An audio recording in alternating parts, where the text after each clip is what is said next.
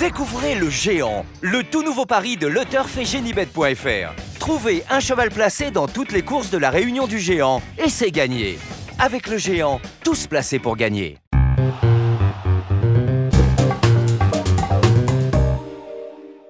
Bonjour à tous, heureux de vous retrouver sur le plateau de Paris Turf TV pour votre quotidienne reçue 5 sur 5, l'émission du Quintet Plus et du Top 5. Pour m'accompagner aujourd'hui, j'ai le plaisir de recevoir Julien Cognat. Bonjour Julien. Bonjour Philippe, bonjour à tous. Julien, direction Saint-Cloud ce dimanche, le prix du Pavillon Royal, une épreuve pour 5 ans et plus sur 2100 mètres, une corde à gauche. Un lot de qualité, je vais dire. Oui, sympathique. Oui, parmi les quintets, les handicaps de chevaux bien connus qu'on a de vieux, je pense que là on est dans un peu dans le haut du panier, donc on a un lot marrant, une grosse amplitude de poids, donc c'est des courses toujours, il faut se méfier un petit peu, et un terrain assez souple.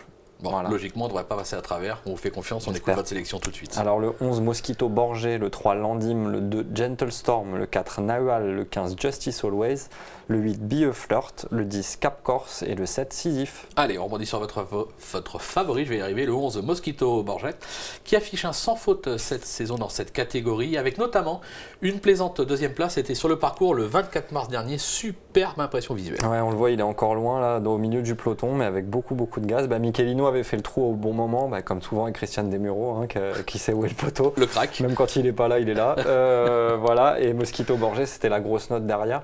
Et il a sans cesse confirmé depuis. Il fait vraiment une très belle année. Il adore le terrain souple, ça ne le dérange pas. Avec lui, comme on le voit, c'est maintenant surtout c'est un attentiste avec une pointe de vitesse très acérée. Donc plus la course sera rythmée, mieux ce sera. On espère que ce sera le cas. Et il porte vraiment peu de points en bas de tableau. La forme, l'aptitude au terrain. S'il doit en gagner un, ça a l'air d'être celui-là quand même. Ouais, c'est le jour J, c'est clair. On passe au numéro 3, Landim, qui a gagné à ce niveau l'été dernier, c'était sur l'hippodrome de Longchamp. Il se plaît sur le parcours du jour. Il est auteur d'une plaisante rentrée dernièrement à Fontainebleau. On va s'en méfier. Oui. C'est ça, on va beaucoup s'en méfier même, puisque Landim, il avait fait l'arrivée de quintet de 4 ans l'année dernière qui étaient tous super relevés. Il avait battu des chevaux comme Zambezo, fini deuxième de Bello Matteo, et il avait gagné son gros handicap contre les vieux à Longchamp le 14 juillet, donc c'est la catégorie des super handicaps, donc là c'était vraiment un super lot. Il a été pénalisé, il a tenté sa chance au niveau supérieur avec plus ou moins de réussite. Il a fait sa rentrée, on lui a enlevé 2 kilos, donc il revient en 41 de valeur, qui je pense correspond plus ou moins à sa valeur, son poids de compétence. Il fait très bien le souple. Si on a juste besoin de revoir sa condition physique, revoir sa forme, si c'est le cas, il ne va pas taper loin, parce que c'est vraiment un très bon cheval. Je crois que c'est le cas. Confirmation par Ludovic Gadebin qu'Emmanuel Rivron a joint au téléphone. Pardon, on l'écoute.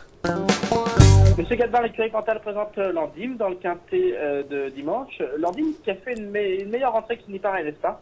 Oui, complètement, parce qu'il n'a pas été forcément tout à son aise dans l'emballage final, où le cheval s'est retrouvé un petit peu pris dans le milieu des chevaux et il a tardé un petit peu à avoir les coups des franges. Donc voilà, c'est un classement qu'il ne faut pas prendre en compte parce que le cheval aurait certainement fini beaucoup plus près s'il avait eu un meilleur parcours pour finir. Donc là, il retrouve Saint-Cloud, c'est un tracé qui a déjà réussi. Oui, complètement. Hormis le fait quand même, il faudra se méfier du poids, il est quand même relativement chargé. Mais oui, c'est un parcours qu'il affectionne, il a fait une bonne rentrée, le cheval est monté sur sa course le matin, donc on en escompte quand même un bon comportement. On prend de la confiance quand même dans les propos de Ludovic. On va le suivre sans problème. Le numéro 2, Gentle Storm, qui a montré d'incontestable moyen à ce niveau depuis ses débuts. Sa marge au poids est réduite certes, mais décidé, il a encore un coup à jouer. Oui, il paye ses bonnes performances d'antan. Ça a été un cheval qui a évolué au niveau des courses à conditions, des listed, voire même groupe. Moi j'avais un petit doute, je pensais qu'il était peut-être un peu fatigué, et puis venir dans les handicaps qui sont des vrais combats à cet âge-là avec beaucoup de poids, ça me paraissait trop dur. Il m'a fait mentir. Là, dans la course de Mosquito Borgé, la course référence, il est 3e en courant très bien.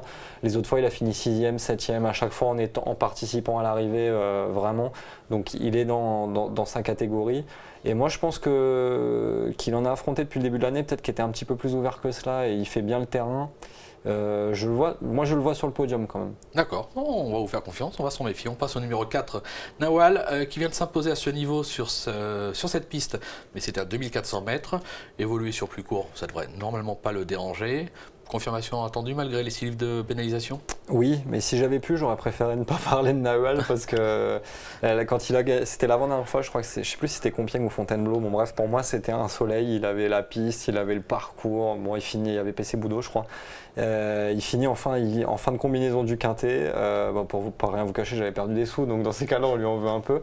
Et le coup d'après, il gagne quintet en se promenant. Donc voilà, alors que tu te dis vraiment, il avait aucune excuse pour mal courir le jour d'avant, donc je sais pas trop.